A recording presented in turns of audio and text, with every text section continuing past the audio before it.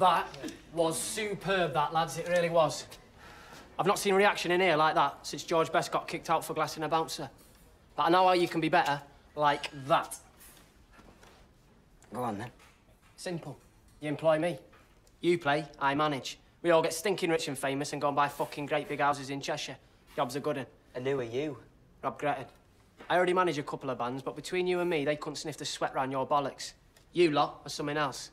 I hold my hands up. I am a believer in Joy Division. Fucking hallelujah.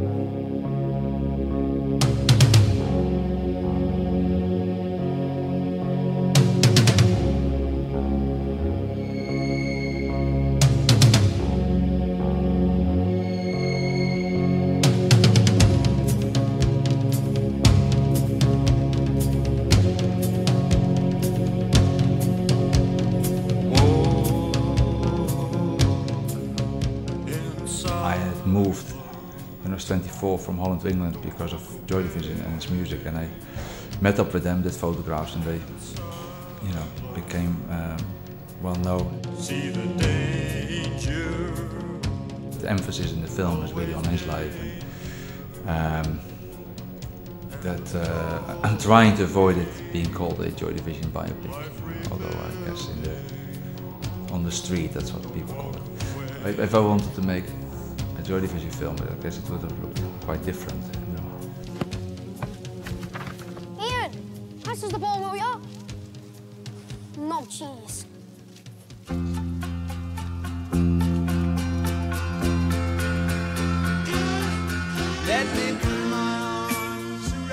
Over the years, I've been getting a lot of scripts to make a film of, and I was always,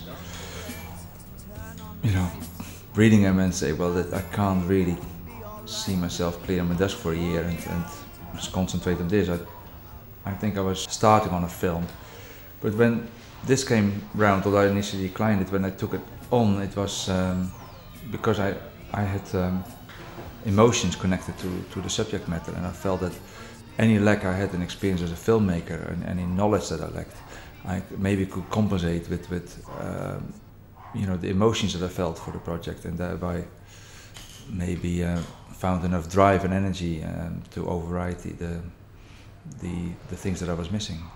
It's like the Buzzcocks. Yeah. What's wrong with them as well? Don't know what you were worried about. He fits in fine. Yeah, but he can seem a bit distant to people he don't know. Trust me. Do you trust him when he's away? You know, with other girls? Totally. He's so protective, you know, and he hates me wearing short skirts. Goes mad if I talk to other blokes. He is quite famous now, though, isn't he? Not to me. I still wash his underpants. I felt at a massive disadvantage when I was given the gig, that I knew everyone around me or everyone in that environment knew him, and I didn't, except for the Yanks, obviously.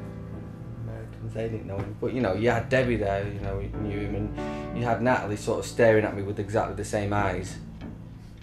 And you think, oh God, no pressure here, you know what I mean?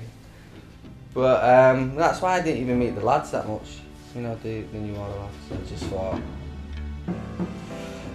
what's the point? The guy I've got to get right in my head is Ian. Everyone else will fall around him. I know Debbie, I can kind of get a handle on her. I went and met Anique. I think that was so crucial to getting an understanding. But yeah, fiction,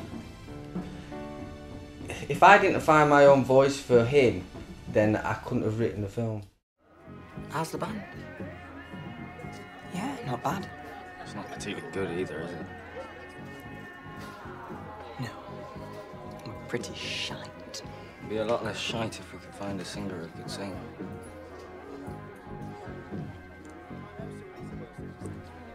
I'm really looking forward to seeing this lot tonight. Apparently they tear up the stage and kick off mid-set. Alright. Gotta go. Take it easy. See you soon, Ian. Embarrassed of me or something? No? It's all right, him, isn't it? Yeah. Bit tall, bit odd, but yeah. I think with any story, you know, you've got to be able to tell people to fuck off. It would, you know, and make it your own. And I think people, I feel if you can't make a story your own, especially in a script, especially the script based on, it's not even an adaptation, you know, it's not like I've got loads of dialogue said by Ian and therefore I can just throw it in a movie like, you know, a Jane Austen film. You know, if I've got a based on movie, I'm having to make everything up in my own head. And if I'm not believing what I'm thinking, if I'm not believing that Ian could say those words at a certain time, you know, just put your pen down. The music itself was a totally different sort of strain of drama and that whole journey, and you had to keep that separate. And within the music journey was, you know, Hooky and Steve and Barney. And so I hope that they don't feel that they're being stereotyped. I know that I got a few cheap laughs out of Hooky, but you know, that's what he's there for, isn't it? Yeah, he gets his own cheap laughs out of himself. Not bad, eh? The journalist makes us out to be a bunch of pricks, but who gives a fuck? Bunch of cool pricks, that's what I say. Who's that? Some French bird wants to do an interview. Well, she's not French, she's a Belgian. What do you tell her? I said I'd ask, but it's unlikely to happen now. It's only a crappy European fanzine. Well, I'm all right. Why don't we do it tonight? We could invite her back to where we're staying. What's her name? Anique. Anique. Different. It's foreign. I'll have a word, boss. Anique, hola.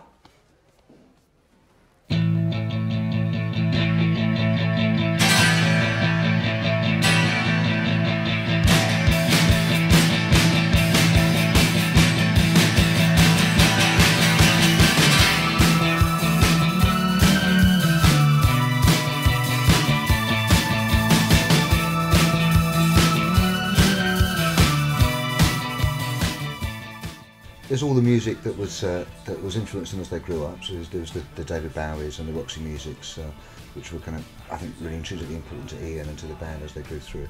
And then within the film, there are obviously the artists that influenced them at the time they were formed, which is, you know, the Buzzcocks and obviously the famous Sex Pistols show in Manchester, the Free Trade Hall. I think that obviously had a huge effect.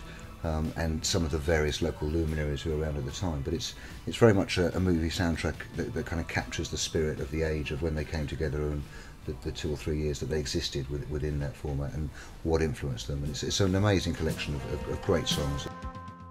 And the nice thing for me as well is that the band, Anton took so much time kind of getting the right casting and getting the right members, and actually we've got the bands in the film playing some, and you can't actually tell the difference that much. I didn't ever think at the time that we were going to find actors to be able to play the songs. You know, I mean, that's very unlikely to get it. So that to me only became apparent after they were all rehearsing, because obviously I wanted them to look convincing doing playback in the movie. But they became perfectionists and they really went for it. Every day they were rehearsing.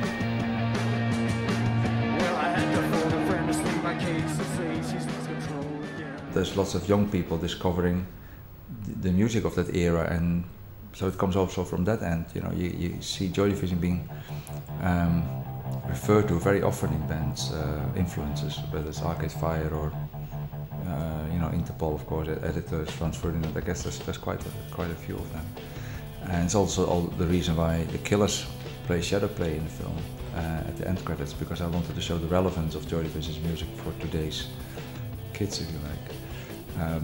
Fortunately, they came up with a really great version, I think, very poppy version, and in that part of the film, which is at the very end, you really need a bit of a lift, I think, emotionally, to leave the theatre in one piece.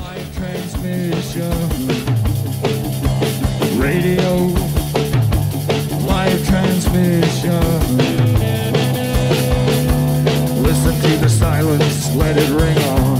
Eyes dark, gray lenses bright into the sun.